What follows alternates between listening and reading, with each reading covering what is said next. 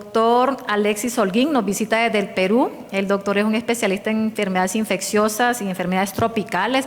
Es experto en área de oncología. Actualmente es el director de la Junta Directiva de la Sociedad Peruana de Enfermedades Infecciosas.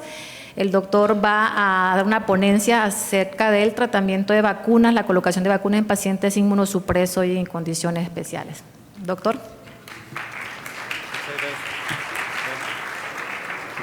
Muchas gracias nuevamente por la invitación y bueno, vamos a hablar hoy día sobre inmunosuprimidos, inmunocomprometidos. La agenda de hoy día vamos a ver algo de generalidades, vamos a hablar de asplénicos, de pacientes que viven con VIH y también de oncológicos y algo de mi experiencia de cómo nos ha ido con la vacunación en oncológicos. La lista de inmunosuprimidos puede ser más grande que esta. Hoy día vamos a enfocarnos en algunos de ellos, pero yo tengo que saber o enfocarme qué debo pensar en un inmunocomprometido. Que tenga un mayor riesgo de infecciones, que pueden hacer enfermedad severa, pero también que tienen altas cargas bacterianas o virales de ese tipo de infecciones inmunoprevenibles. Nos pasó con COVID. ¿Ustedes se acuerdan? Si hacían hisopados y encontraban de repente los CTs bajos, que me decía que tenía posiblemente alta concentración de virus, y por largo tiempo, porque yo tengo una eliminación viral prolongada. Nos pasa con influenza, nos pasa con COVID. Entonces, la vacunación no solo interviene en la protección del paciente, sino también en el control de infecciones, sobre todo en centros oncológicos. Tengo también que no hay tratamientos probados para la mayoría de estas infecciones virales inmunoprevenibles, menor respuesta y una menor inmunogenicidad y un mayor riesgo de efectos adversos solo con algunas vacunas y en algunas circunstancias. Esto es importante tenerlo en cuenta, porque a veces me dicen, no, todos tienen riesgo y no los quieren vacunar. Y además tengo que pensar, a ver, si tengo menor inmunogenicidad, ¿será que si yo le aumento la concentración de dosis o la frecuencia de dosis, mejora esa inmunogenicidad? Bueno, para algunas funciona, para otras no. Percepción. La percepción es las barreras para una efectiva vacunación. Sé que tengo que vacunarlo, pero de repente no sé cuándo ni cómo vacunar al paciente.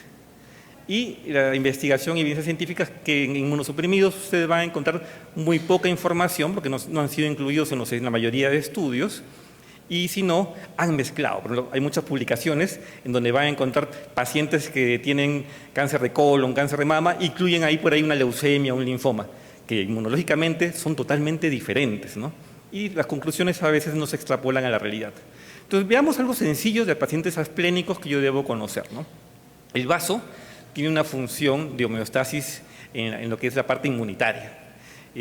Nos protege frente a algunas infecciones, sobre todo bacterias encapsuladas. Y las tres encapsuladas, neumococo, Haemophilus influenzae y meningococo. Sin embargo, las causas de asplenia funcional se han ido incrementando. Por ejemplo, tenemos pacientes con linfoma que afecta el vaso. O tengo que dar radioterapia en la parte abdominal y ese vaso no va a ser funcionante 100%. Y también las razones por cirugías que tienen que ingresar, pero cada vez es menos lo que se veía antes del traumatismo, de repente por accidentes, porque la cirugía ha avanzado y tratan de preservar el vaso. Entonces, cuando uno se enfoca en ese tipo de pacientes, la ideal sería vacunarlos antes de que entre la esplenectomía. En la práctica no se da siempre, ¿no? Y vean ustedes que el 50% de casos son por neumococo, seguidos de Haemophilus influenzae y meningococo según la zona y según también la epidemiología que tengamos. Y un síndrome descrito hace mucho tiempo es el famoso OPSI, que es como una infección post-esplenectomizada severa, exagerada en sí, y puedo ir desde una influenza-like hasta una sepsis fulminante en corto tiempo, con una mortalidad elevada de 50-80%, y ojo, esto se puede presentar hasta el segundo año post-esplenectomía. Entonces, si me llega un paciente post-esplenectomizado al año y medio y me dice no me ha pasado nada, ojo, no está totalmente a salvo porque te puede pasar más adelante y te puedes complicar. ¿Cuándo debemos iniciar la vacunación? Idealmente antes, ¿no? 2 semanas antes de la cirugía programada. Si tengo de repente vacunas vivas atenuadas, 4 o 6 semanas antes. Y si no, 2 semanas después de la esplenectomía. Y ese es un artículo antiguo, pero interesante de que en algunos lugares ellos hacen su investigación acerca de en qué momento vacuno contra neumococo en un esplenectomizado. Vean que solo el 9% lo pudo colocar antes de la esplenectomía. Y en la práctica sucede. A veces el cirujano ingresa por un tumor de páncreas y está al lado del vaso o afecta algún tipo de vaso sanguíneo y tiene que ser esplenectomía. Entonces, generalmente vamos a tener la vacunación 2 semanas después. Esto es una recomendación. ¿Por qué? Porque como tenemos este equilibrio, esta homeostasis a nivel inmunitario, se refiere que si yo vacuno antes, de repente no voy a tener una buena respuesta.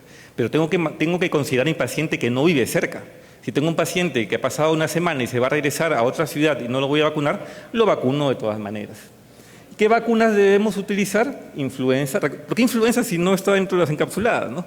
Por la relación que siempre hemos tenido de neumococo post-influenza, ¿no? Infecciones por neumococo. Neumococo, y aquí la recomendación inicial era la recomendación de la vacunación secuencial, 13-23. Sin embargo, nuevamente, son recomendaciones. No hay estudios que respalden en sí que yo puedo usar una secuencial, pero es un paciente de alto riesgo. Hemos visto que tiene una mortalidad elevada, entonces yo debería hacer una vacunación secuencial. Y ahora las nuevas guías han cambiado esta recomendación y me dicen, bueno, si tienes 20 valente, podrías colocar 20 valente y ya no requerirías usar una 13 y una 23 como secuencial. Hay hemófilos influenza, de que solo requiero una dosis, las vacunas que de repente me falte, y en caso de meningococo, no se olviden de colocar boosters. Cada 5 años si usé la cuadrivalente A6W y si usé para B, 2 a 3 años posterior, ¿no? Herpes zóster inactivada de mayores de 50 años solo en esta población. No hay una recomendación especial para esplenectomizados como para bajar la edad en este grupo especial, ¿no? Y lo importante es, las vacunas vivas atenuadas no están contraindicadas y las puedo colocar. Entonces, si tengo de repente un niño que le toca su CCPR, no difieran la vacunación en este paciente. Veamos algo sobre vacunación de pacientes que viven, con personas que viven con VIH-Sida. En la sala, levanten la mano quienes atienden personas que viven con VIH. Ya, un número regular. Y después les voy a preguntar más adelante a ver cuánto vacunan a sus pacientes. Este caso es un caso que vi hace varios años atrás. Es un señor de 48 años. Su diagnóstico fue en el año 98. Y estaba en tratamiento antirretroviral desde el año 2004, ¿no? En esa época teníamos abacavir, lamivudina, fábines. Tenía un CD4 bien y sus valores basales de los 90 o inicio de los 2000 era antígeno de superficie negativo, ¿no? Pero llega a la institución por una tumoración hepática en el año 2018. ¿Qué pasó? Exámenes actualizados, antígeno de hepatitis B positivo, anticore positivo, una carga viral positiva y tenía un hepatocarcinoma. ¿Este paciente se pudo haber prevenido el hepatocarcinoma asociado a hepatitis B en este paciente? Sí. ¿Se podía vacunar? Sí. Pero se pasó. Y posiblemente, si hacemos memoria, a cuántos pacientes que vemos en el día a día nos olvidamos de recomendar su vacunación o de ver si estaba vacunado contra hepatitis B y llega de repente por su terapia, su antirretroviral, y estamos enfocados en la terapia, en la carga viral, en el CD4 y nos olvidamos de la vacunación. Esto sucede en otras partes del mundo, no solo es en mi país o de repente en otros países de Latinoamérica. Miren la cobertura de hepatitis B, esas son algunas cortes en Francia, en Brasil, en Reino Unido, 61%. Y esa fue interesante de Reino Unido porque hicieron en 2 momentos diferentes, ¿no? En el 96 tenían un 42% de vacunados contra hepatitis B y en el 2009 58%. Igual sigue siendo poco. Es un paciente que tiene recomendación de vacunarse. El paciente va a tener su vida sexual activa más adelante y no lo estoy vacunando. Y vean que tenían un porcentaje de 49% de 3 dosis y ninguna dosis, 30% de pacientes que vivían con VIH. Entonces, esto sucede en nuestro día a día. Vean sus pacientes y lo van a ver. Entonces, ¿qué tengo que tener en cuenta en una persona que vive con VIH? Es saber que a menor CD4, menor eficacia y menor seguridad con lo que respecta a vacunas de virus vivos atenuados. ¿Las inactivadas son seguras? Sí, son totalmente seguras en los pacientes. Solo tener cuidado con los CD4 menores de 200 para las vacunas vivas atenuadas y ustedes van a ver todas las recomendaciones que son desde hace mucho tiempo, desde el 2013 que saca también ICSA su publicación de inmunocomprometidos. En CD4 menor de 200 no puedo vacunar una IVA atenuada. El manual de vacunación de API 2023 tiene un calendario muy bonito de todo lo que se puede vacunar en un paciente viviendo con VIH con todas las recomendaciones. Así que yo voy a enfocarme en algunas vacunas especiales de repente para conversar sobre ello, ¿no? Vacuna de zóster, ha habido una charla de zóster que el doctor Chavarri también ha presentado. Solo recordar que podríamos colocar 2 a 3 dosis, perdón, 2 dosis, 1 a 2 meses, con 1 a 2 meses de intervalo, ¿no? Pero sí las puedo utilizar. Meningococo. Bueno, en mi esquema nacional no tengo meningococo como parte de la vacunación. Pero si vemos las series el efecto que tiene meningococo en las personas que viven con VIH, es bastante alto, ¿no? 5 veces más, 14 veces más, 24 veces más, mortalidad mayor. Entonces, es una vacuna que si bien no la tenemos en muchos de nuestros países, deberíamos considerarlo siempre y cuando también ver la epidemiología local. ¿Y qué pasó hace un par de años? Pasó esto entre el 2010 al 2016. Se reportaron brotes en diferentes partes del mundo de meningococo, sobre todo en población HCH. Eso fueron en diferentes lugares. Y, bueno, hasta teníamos una incidencia de 0,56 casos por 100.000 habitantes. Un RR de 4 en sí, ¿no? Entonces, ¿qué estaba pasando? ¿Qué sucedió? La hipótesis inicial era de repente, bueno, hay redes sociales cerradas, hay un incremento de contactos sociales, de repente los síntomas se confundían. Sin embargo, después se vio el aislamiento de Neisseria meningitidis en uretra. Recordemos que la otra Neisseria gonorrea es prima hermana de Neisseria meningitidis. Entonces, Neisseria meningitidis puede colonizar también la uretra. Y se empiezan a reportar casos de uretritis causadas por Neisseria meningitidis. Entonces, lo que se postuló en muchos de estos brotes fue una transmisión también sexual. Se salió de lo normal, ¿no? Yo no esperaría ver meningococo de ese tipo de transmisión. Pero nos pasó lo mismo ¿con quién? Con mpox. Y aquí tenemos lo de mpox, se puede ver bien. Bueno, mi país fue uno de los que tuvimos uno de los mayores números de casos confirmados por millón de habitantes, sobre todo en Sudamérica. Tuvimos que hacer una actividad de búsqueda, teníamos pendiente nuestro laboratorio todavía de COVID, hicimos hasta secuenciación para saber dónde venían los casos. Y en América del Sur fuimos uno de los 4 países que implementó vacuna contra mpox. Entonces nosotros usamos... 2 de ellos usaban como como posexposición. Brasil colocó como preexposición en algunos casos de mayor riesgo. Colombia usó una vacuna diferente en ensayo y nosotros colocamos como pre y posexposición, ¿no? En el caso de preexposición, nuestra norma incluía primero a las personas que vivían con VIH. ¿Por qué motivo? Porque tuvimos la mayor mortalidad en este grupo de pacientes. Entonces, empezamos a vacunar personas que vivían con VIH.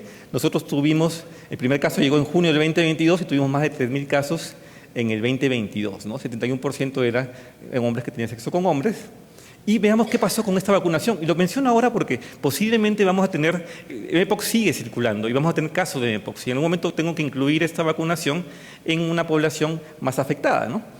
Vean ustedes que empezamos en el 2022, empezamos con un número pequeño todavía, y en el 2023 sí tuvimos un incremento. Acá empezamos como en noviembre, diciembre, 2023, pero después fue cayendo nuevamente la vacunación.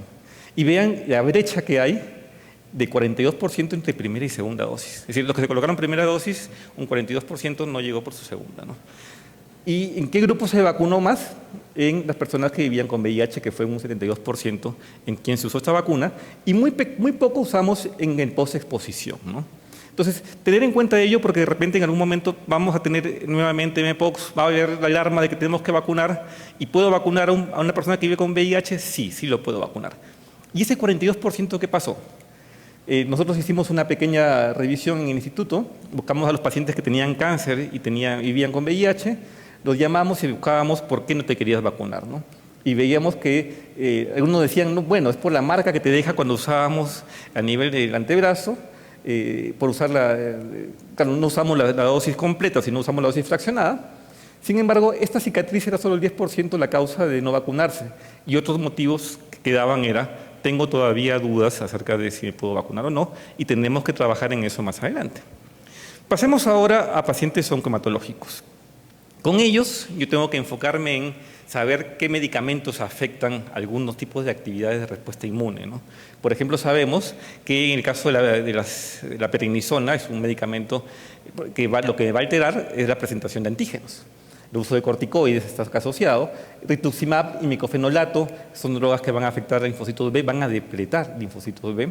En el caso de linfocitos T, tengo acá las quimioterapias para leucemia y linfomas, la terapia también, los anti-TNF, y algunos medicamentos que usamos para pacientes que son trasplantados, tanto órgano sólido como hematopoyéticos.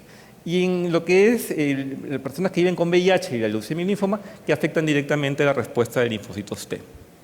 Pero tenemos limitaciones, y esto pues, no sé si es que pasará de repente acá también. Yo tengo el problema de accesibilidad.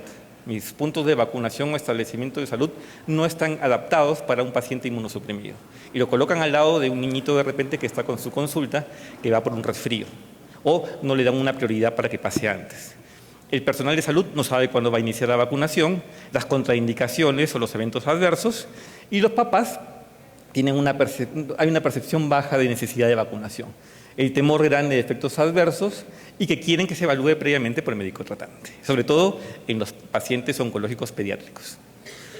La primera guía, porque previo a esto solo eran recomendaciones por grupos o por tipo de vacunas, sale en el año 2013, ¿no? La Sociedad Americana de Infectología publica esta guía y nos dan algunas recomendaciones que tenemos que tener en cuenta, ¿no? La vacunación, por ejemplo, contra influenza se puede dar de forma anual, sin embargo, en pacientes que reciben los anti-CD20 como el rituximab o regímenes intensos de quimioterapia, no debería vacunarlos porque no va a haber una buena respuesta. En el caso de pacientes oncológicos nuevos, sobre todo esta parte más enfocada en niños, la vacunación contra neumococo, las inactivadas durante quimioterapia no deben ser consideradas como dosis válidas. Si hay una campaña en este momento de vacunación contra hepatitis B y es parte de su esquema, no lo debo considerar y debo revacunar o poner un booster al final, ¿no? Y importantísimo, vacunas vivas atenuadas no puedo colocar durante quimioterapia. Y las recomendaciones son colocar 3 meses después las inactivadas o 6 meses después si usé un rituximab o un anti-CD20, ¿no? Y 3 a 6 meses también con vivas atenuadas.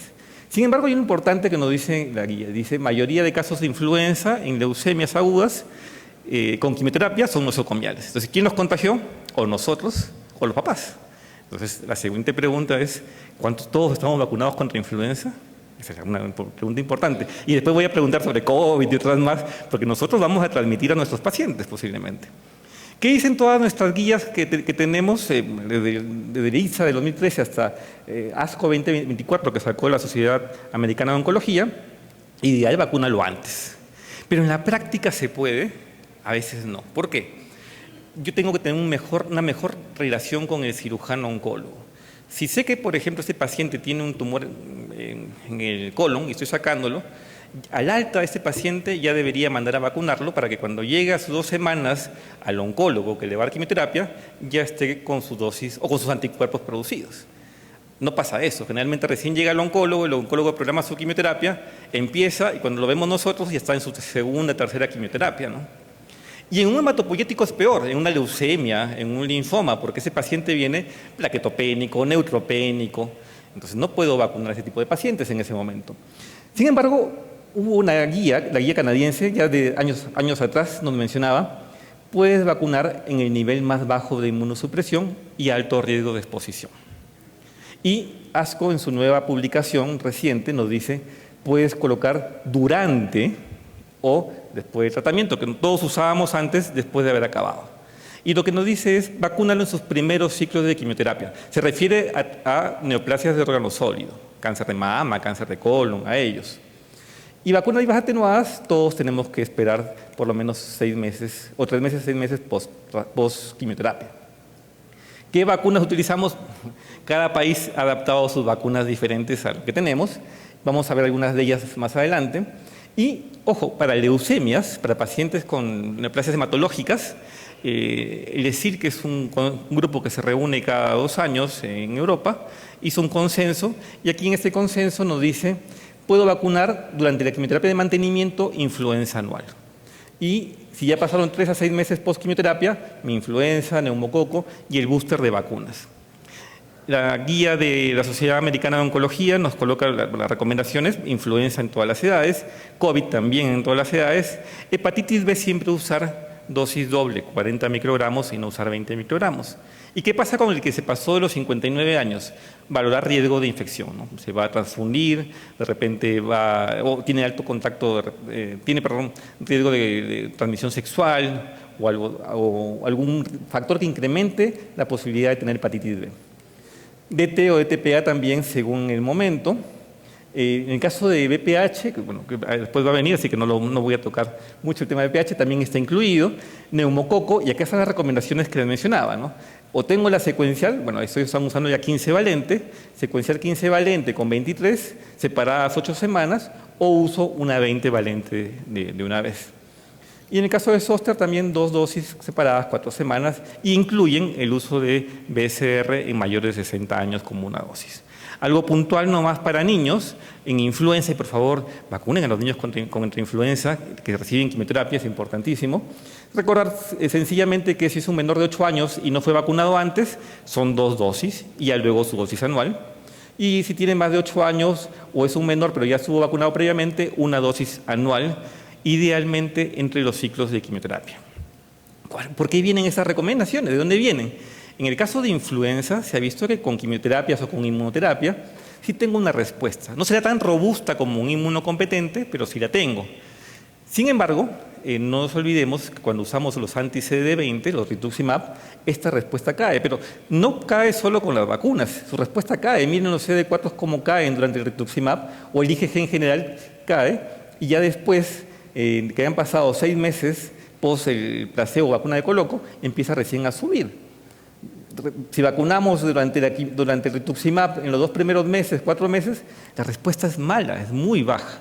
Entonces, por eso es que cuando están usando rituximab, la recomendación de algunas guías es no lo coloques porque tu respuesta va a ser 0. Espera que acabe y colocas. Hay otras publicaciones en las que hasta con una dosis de rituximab tengo este efecto de la disminución de la respuesta hasta 6 meses, ¿no? Y en el caso de vacunación, eso es una revisión sistemática acerca de qué respuesta o qué factores de riesgo tengo yo para dar una mejor respuesta. Vean ustedes que una buena respuesta están los pacientes con tumores de órgano sólido, es decir, las neoplasias de órgano sólido. Sin embargo, cuando ya vemos acá neoplasias hematológicas, baja su respuesta a 40-60%, y cuando vemos trasplantes o uso de anti-CD20 como rituximab, esto baja muchísimo, ¿no? Entonces tengo una mala respuesta. Con Zoster también, bueno, eso ya se ha mencionado, puedo vacunar al paciente, hay data de vacunación de seguridad y de eficacia en pacientes con neoplasias, con leucemias y con pacientes con linfoma. Y solo tener en cuenta algo importante, el vacunar contra Zoster en cáncer no suspende la profilaxis de aciclovir en casos especiales, ¿no? Hay esquemas de quimioterapia que requiere utilizar profilaxis con aciclovir. El que yo haya vacunado a un paciente contra Zoster no es una indicación de suspenderlo, por si acaso. Y una consideración importante, ese es un paciente médico que tuvo una leucemia, fue un trasplante haploidéntico, y después de la vacunación, está descrito, puedo hacer los efectos locales, hay eritema tipo neumococo. Sin embargo, si bien está descrito de 5 a 7 días, él duró 10 días con este eritema. Entonces, no asustarse, no es una celulitis. Fue difícil que él me crea, porque era médico, que no tome antibióticos, pero lo tuve 10 días sin antibióticos y luego ya mejoró y no tuvo ninguna reacción, ¿no? Entonces, tengan en cuenta ello. COVID y cáncer, me queda poco tiempo, así que voy a ir rápido. Los pacientes con cáncer son muy vulnerables, hay un retraso en el diagnóstico del cáncer, en el retraso en el tratamiento. Yo siempre les menciono a mi paciente, a veces llegan y me dicen, ya me dio COVID y no pasó nada. Está bien, pero si en este momento te da COVID, tu tratamiento, tu quimioterapia, se va a suspender por lo menos 1 o 2 semanas, porque vas a hacer fiebre o vas a hacer una alteración. Si tenías una cirugía para biopsia, igual. Entonces, estos son los efectos indirectos del COVID en el paciente con cáncer y hay que explicarles bien para poder vacunar. Ese es el primer estudio que sale de respuesta de las vacunas de ARN mensajero en pacientes recibiendo quimioterapia. Y nos sirvió a nosotros de base para que la recomendación en Perú sea la vacunación en este grupo de pacientes RNA mensajero y no inactivadas. Vean la respuesta que tuvieron humoral, fue de 92%. Es decir, tener un paciente de este tipo, vacunándolo, yo hubiera querido que tengamos igual con influenza, con otro tipo de vacuna, ¿no? Con quimio. En este caso fue 92%, es un montón. Y fue parte de lo que se pudo recomendar. Y otras series también nos mencionan, si yo tengo un paciente con cáncer, mi respuesta es menor, los hematológicos responden menos que los de órgano sólido, pero si comparo RNA mensajero, acá están las de RNA mensajero, versus, ellos comparaban versus AstraZeneca, es mayor respuesta con estas nuevas plataformas y esperemos que esto sea una visión importante para que las nuevas plataformas de vacunas tengamos una mejor respuesta en los inmunosuprimidos. Bueno, esto es parte del esquema, creo que ya lo voy a pasar por el tiempo. ¿Y cuándo vacuno en un oncohematológico? 2 semanas antes de las inactivadas, 4 semanas antes de las vivas atenuadas, y si es después, 3 meses después de la inmunosupresión o 6 meses después si usé rituximab. Y vivas atenuadas 6 meses después. Algo práctico. Si no sé qué cosa recibió y el paciente ya tiene 7 meses después de quimioterapia, vacúnenlo, no hay ningún problema, con total seguridad, pero no pierdan la oportunidad de vacunar. Tengo la opción de colocar dosis adicionales o hacer serología, sobre todo para hepatitis B. Y algunos esquemas que les podría mencionar rápidamente es como teníamos antes cuando usábamos 13 valente, el usar la 23 2 meses después y sus refuerzos de 23 cada 5 años. Sin embargo, esto va a cambiar y con 20 valente ya no requiero, al momento, como recomendación, el uso de algún refuerzo, algún booster más adelante, ¿no? Y si usé 20 valente después, ya no requeriría hacer ese switch. Con Haemophilus influenzae, yo tengo mi esquema normal del catch-up en niños de 15 meses a 4 años, y en el paciente oncológico hay que tener en cuenta primero que si este paciente no había completado su dosis, solo tenía una dosis antes del año de vida, yo debo colocar 2 dosis después de quimioterapia. Entonces, ¿deberíamos hacer ese tipo de esquemas para acordarnos? Sí, es un poco complicado y quien esté o quien le interese lo podríamos trabajar y armar un esquema especial, ¿no? Condiciones especiales, si tengo mordedura por canina o contacto con algún mamífero con sospecha de rabia, debo suspender la quimioterapia y vacunar. Vacuna fiebre amarilla, tengo alto riesgo de enfermedad viscerotrópica, así que valoren riesgo-beneficio si va a una zona tropical. Si usé algún componente hemoderivado en un paciente y voy a vacunar una viva atenuada, esperar por lo menos 6 meses. Y vacunen a los pacientes, a los familiares y cuidadores, no se olviden. No sé si tengo un tiempito, me dan un tiempito, ya no. Puedo rápidamente la experiencia. Esto de 2013 empezamos a vacunar a nuestros pacientes trasplantados, acá estoy hace más de 10 años, y nuestras guías han incluido ya desde el 2018 la vacunación para oncológicos. Vacunamos por primera vez en el instituto a los primeros niños con cáncer contra COVID. Sin embargo, vean esto, las vacunaciones en niños es muy pequeña. Y cuando hemos visto familiares, encontrábamos familiares que no tenían ni primera ni segunda dosis en el 2023. ¿Y por qué motivo? Porque el familiar está cuidando al niño todo el día y no puede ir al centro de salud. Entonces, aprovechemos en vacunar también a ellos. Bueno, algunas fotos de la experiencia.